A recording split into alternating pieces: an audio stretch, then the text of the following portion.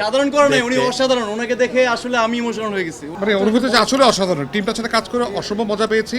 আমার সবচেয়ে বড় অডিয়েন্স হচ্ছে আমার আব্বু আম্মু, যারা সিনেমা খুব ভালো করে দেখেন এবং বুঝেনও ইনফ্যাক্ট।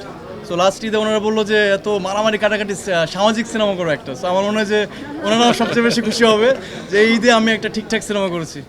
আমার মনে হয় বর্ণনাথের ডিরেক্টর যদি আরেকবার সিনেমা বানায় ওইটাই ভালো লাগতো, এছাড়া বাকি যেটা বানাচ্ছে সব ঠিকঠাক।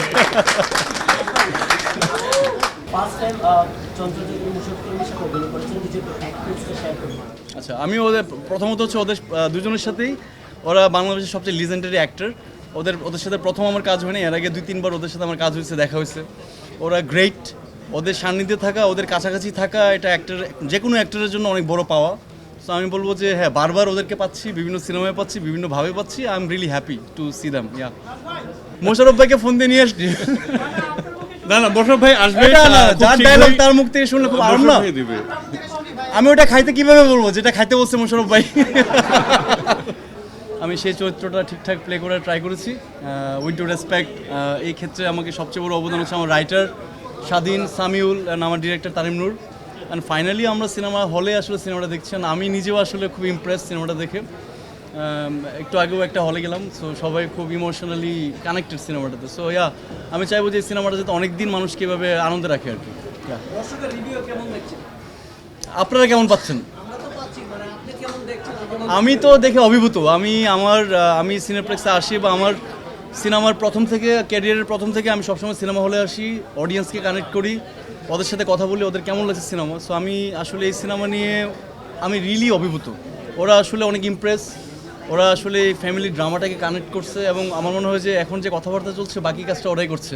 আমি খুবই সাধারণ একটা চরিত্র করেছি, ওইখানে সাধারণ একটা মানুষ আপনার মতো। সাধারণ করে নাই, উনি অসাধারণ। ওনাকে দেখে আসলে আমি ইমোশনাল হয়ে গেছি। উনি সাধারণ কাজ করে নাই, উনি অসাধারণ কাজ করেছেন। ক্ল্যাপ ফর শ্যামল মালবা। ধন্যবাদ ধন্যবাদ। বেশ ভালো। এই সিনেমার আমি এখনো পর্যন্ত নেগেটিভ কোনো রিভিউ পাইনি। এইটা সব থেকে সুখবর আমার জন্য, কারণ সব কিছুরই ভালো মন্দ থাকে, তো এটারও হয়তো মন্দ থাকবে কিছু না কিছু, কিন্তু সেটা এখনো আসেনি আমার কান পর্যন্ত। সব জায়গাতেই ভালো রেসপন্স পাচ্ছি, আলহামদুলিল্লাহ।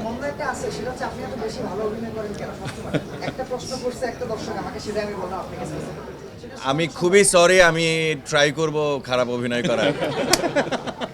আচ্ছা, আমরা শেষ করে আমরা যাইতে বলি।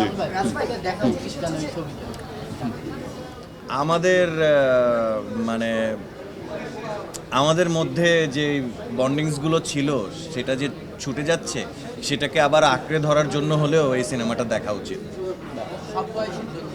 সবার জন্য।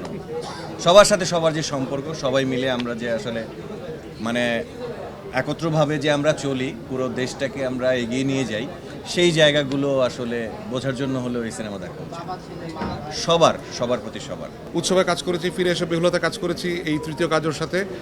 আর ওর সাথে দিনা ভাই আমার সব ছবিতে অভিনয় করেছে, একমাত্র অভিনয় সম্ভবত। এটাও বলতে হবে। না দিনা ভাই এত অসাধারণ অভিনেতা, আমার তো উপায় নাই ওনাকে না নিয়ে আমি কি করব। Thank you. মানে অনুভূতি যে আসলে অসাধারণ, টিমটার সাথে কাজ করে অসম্ভব মজা পেয়েছি। আর এটার বাড়তি পাওনা হচ্ছে এত অসাধারণ গুণী শিল্পী সমাহার ছিল, আমরা আড্ডা মেরে অনেক মজা করে কাজটা করেছি। আমার ধারণা সেই মজাটা স্ক্রিনে দর্শকরা দেখতে পাবে।